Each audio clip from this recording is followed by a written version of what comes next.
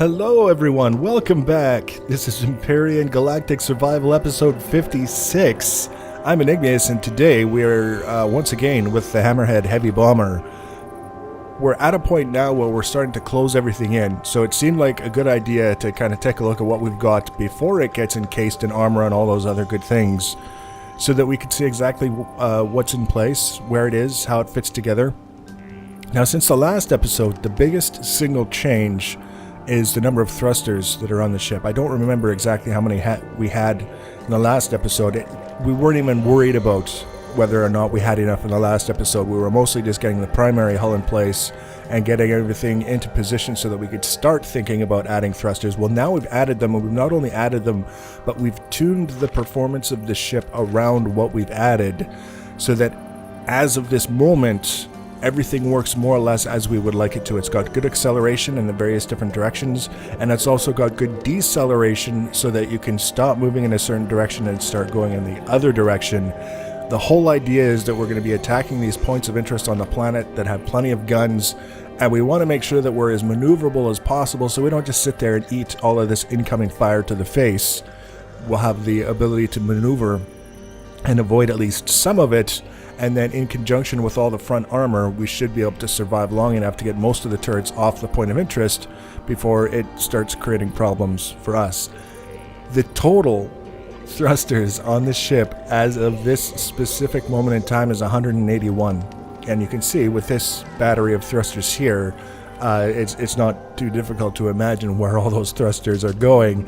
The primary concern that we had was the side-to-side movement and being able to do that sort of side-slipping and dodging and getting out of the way, which is why we've got so many thrusters. We've got descending thrusters so that we can move down without having to rely explicitly on gravity, powering down the ship and letting it fall. We've got forward thrusters, which are adequate. They aren't going to be winning any races, but they're plenty for what we're going to be doing. We've got reverse thrusters. We've got a couple here, you can see, and a couple on the other side. But we've also got the majority of our reverse thrusters tucked away in here. I'm not expecting this ship to be able to angle down and attack something without slipping forward. That's something that most of my ships end up doing eventually, except for our capital vessel, oddly enough, is that if you tip down, they start to slip forward. We just have to be aware that that's a thing, and we can adjust our plans accordingly. But we do have enough so that if we're moving forward, we can decelerate and reverse in a reasonable amount of time. Most of the maneuverability in terms of defense maneuvering is going to be from the side-to-side sort of thing anyways, so we should be okay with what we've got. There's room to stick more thrusters if we need it.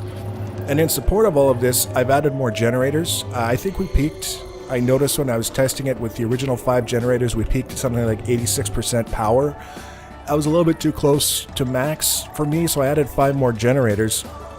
And I also noticed that we had pretty much lost our ability to turn once we had added a certain amount of mass to the ship. So I added an additional 25 RCS units. We had 20 to begin with, so now we've got 45 total. We've regained the ability to turn. It's overkill. There's no doubt in my mind that it's overkill. But as far as I know, RCS units aren't power hungry anyways. I'd rather have too many than not enough, as the saying goes. And it's one of those things, they're cheap and easy to make. Might as well just make a bunch of them and jam them in there and not be worried about it going forward. So that's what we did.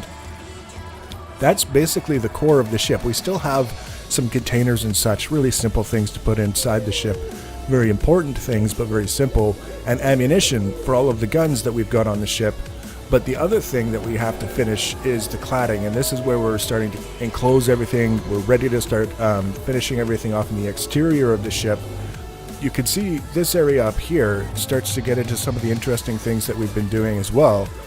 The forward cladding that covers the sides and the top of the ship has the hardened steel blocks that we had last time.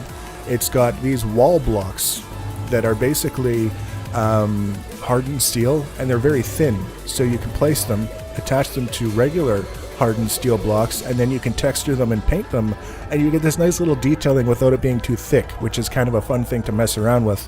Additionally, very recently we were given wings that we can add to our ships. As far as I know, they are purely cosmetic. I have never seen anything to suggest that they have any lift capacity or stabilizing capacity or anything like that.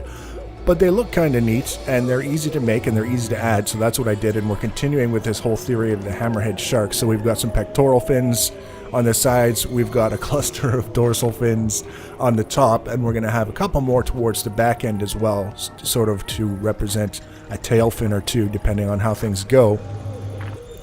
And that will be the exterior appearance of the ship. We might do some additional texturing. What I've been doing a lot of for the exterior cladding is using, it's like a primer sort of texture. Let me show you here. If you go to page 2, it's this texture right here. It basically makes it so that whatever color you put on top of that texture is just a solid color. And you can see we've got the solid gray here, we've got this solid gray blue sort of color. And it's just using sort of that primer texture and then putting the color on top, and we get that solid sort of thing, as opposed to the textured textures. This is kind of a matte finish. This is more of the shiny sort of thing, but keeping that in mind as we're building it, I'm happy with this whole idea of having this sort of matte cladding on the outside, whereas I want to keep the appearance of sort of a hardened metal on the inner hull, just so that it still looks like a spaceship when we're done, hopefully.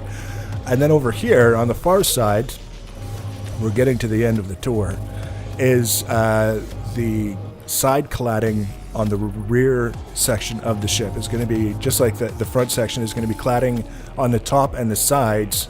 And right now I'm trying to get everything all sort of laid out so that it looks like it's overlapping sort of slabs of armor that we're dealing with between the front and the rear section. And the way that I'm doing that is just very slowly, very carefully adding things in sections so that I can see how they're going to look. And the goal is to have them so that they look beefy, they fit together with the other pieces the way that I want them to, and they don't look too busy. We don't want something that's got so much going on that it just draws the eyes, especially if we're not really happy with how it looks. So the reason why I'm showing this now is not because I just kind of gave up on it and said, blah, we're just going to talk about it and pretend like I've got an excuse, is because this is one of those things where it takes a little while to work on it, and some people, I know, they think it's the case that they try it and it doesn't work once or twice, they give up, and then they lose the opportunity to benefit from whatever it is they were trying to do, and they also lose the opportunity to learn from whatever it is they were trying to do. And I like to sometimes demonstrate that things don't always come together the first time that we try and put them together. They don't always look the way that they do at the final stages when we're first putting them together. Sometimes it takes some tweaking and some removing and some redoing. And in this case, we've got this section in here. This is just taking a little time. We place a few blocks and we kind of see whether we like it or not. And if we don't, we'll remove them and we try a few more. And then once this side is done and we're happy with it, then we duplicate it over on the other side. It's a little bit more time consuming compared to using the mirror mode for the building, but I'm just so used to doing it this way by now that it doesn't really bother me. So we've got this rear cladding. We just mostly have this section here that we have to finish off. And then we'll do a little bit of detailing towards the back end as well, so that this is going to come farther back than the primary hull. Not by much, but by a little bit. We'll have the tail fins, or tail fin, depending on how we decide to do it, sticking up out of this somehow.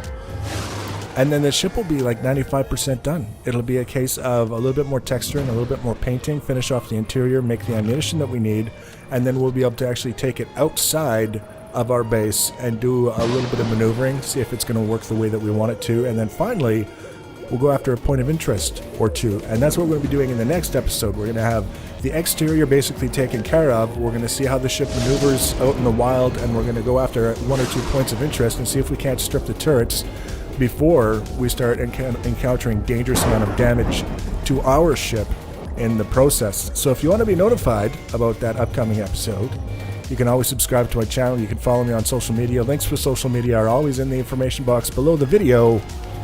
Feel free to leave your comments and feedback. Thanks for watching, guys, and take care.